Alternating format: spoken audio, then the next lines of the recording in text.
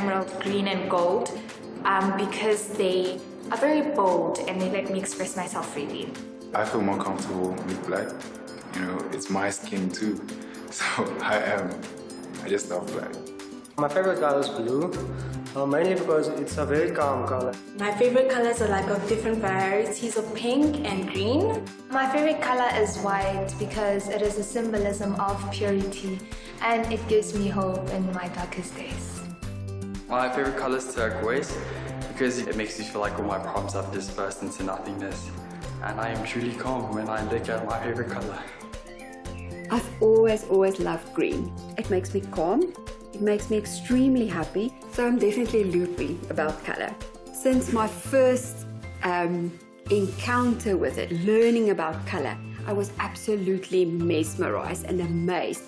I've studied color therapy. I'm also a communication specialist. So I love languages and I see color as a language. So different colors have different meanings and this is where the magic comes in. So when you know the hidden meanings of colors, you can then use it to interpret people's stuff. A consultation would work like this. I present them 18 colors in different colored bottles. I ask people to choose 7 of those colors. We put it in a specific matrix and then I interpret or translate those colors. So it's a gentle way of healing. It's not in your face and it brings you closer to yourself. And I believe it inspires, it encourages, it calms you down. It brings so much joy into your life. And I'm actually on a mission just to bring that joy and that colorfulness and that playfulness into people's lives with color. I find that people don't really look, they don't experience color, they don't feel it. We just go about our day and not noticing everything. So once you stop and stare at the beauty of color around you, you can immediately feel how it lifts your spirit. When I show someone the beauty of color, it is like they light up, and that brings me a lot of joy. When I can see they get it, and they understand it, and they want to do something with it. Color is about making spaces bigger, smaller, happier, sadder, and that's the thing about color. Use a brighter color and it becomes a bigger room. Use a darker color and it becomes a smaller room. So the use of color is so important in our psychology. Everything we do at Plascon is all about people. And it's in our tagline, together we got this. It's all about the people and creating products for the people. All of our CSI initiatives has been through education. The National School of the Arts, or the NSA, has been quite a fundamental partnership for us in that they are all about arts, it's all about culture. The National School of the Arts has actually been around for about 50 years. What makes our school exceptional is that we are a multicultural, diverse community that celebrates difference. Our art is able to tell a very authentic, true and honest story. We received a wonderful email from Plascon early in 2021, wanting to form a relationship with us, to actually be a fundamental change maker in our space, seeing the inherent value in our school and the power in the brand association with Plascon. We assisted the NSA with putting up signage for them. I mean, the school had very dilapidated signage. You couldn't see what they were. It was literally just a building in Joburg. So we assisted them to showcase the logo of the NSA, but also showing that it's powered by Plascon. A couple of the other items we tried to assist with was renovating some of their rooms. The RSL committee has a room which has been parked for many, many years because they don't have the budgets for it. We assisted them to paint the room, going from a dull face brick room to painting the face brick to bring brighter colors to the room. What is also important is that they see us as a voice of activism for some social causes. It was a wonderful opportunity just to shift the narrative a bit. We had an empty space in our foyer where we love having installations. And here was an opportunity to work with the learners to say, let's create something beautiful. Whimsical, light-spirited, it's got lovely colors, and Plascon was able to bring to us the paint lids and the paint. We chose mostly primary colors, blue, green, red, and so forth, because, well, green is not a primary color. We chose them mostly because they are colors that a lot of people are used to. You know, you see it and you are able to easily recognize it, and you kind of remember some things. And just to show that emotions aren't always constant. You're always feeling something new. It's like a whole cycle, and I feel like the colors we chose, they really make that pop. We have two beautiful murals that were designed by former learners of the school that were put up to celebrate Youth Day. So the partnership was to work with the NSA and Newtown Junction. So it was a three-way alliance to beautify the area.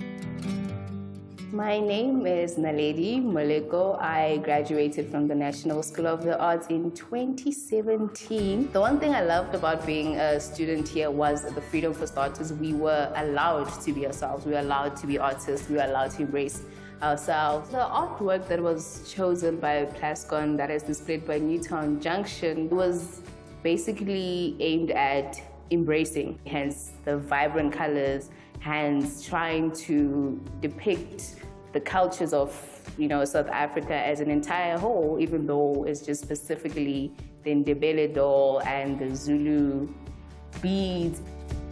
I do use my art as an expression of heritage, as an expression of how I feel in response to any issue that we face.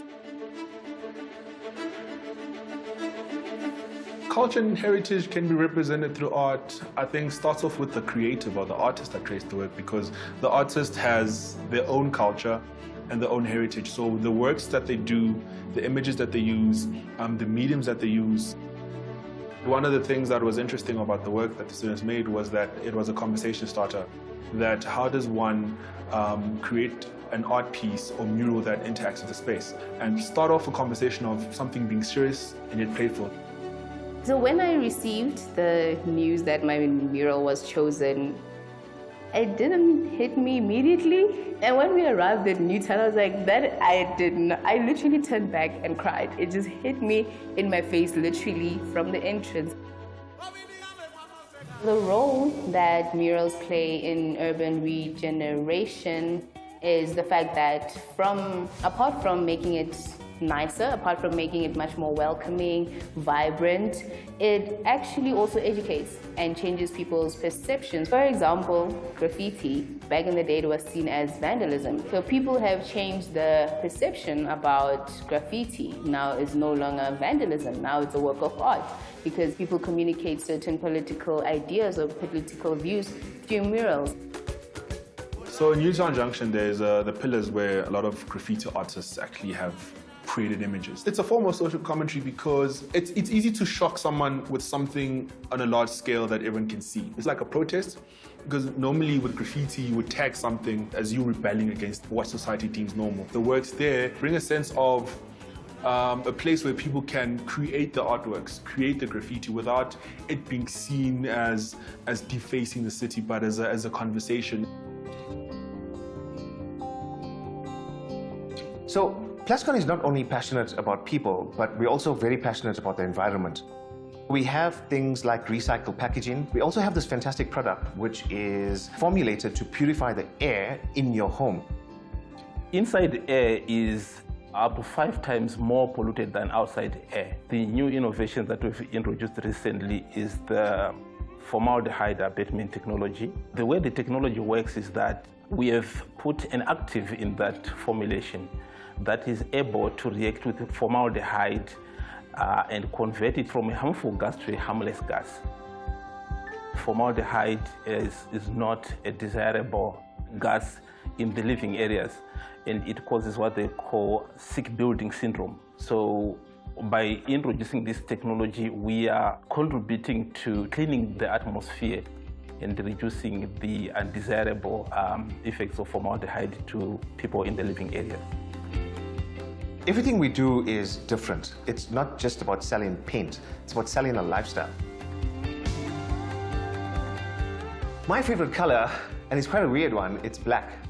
I've always enjoyed black as a color because it's in the background, so anything in front of it actually pops. My favorite color would be pink. Pink is a very neutral color for me, and pink has always been seen as a feminine color, but pink has so much room to play.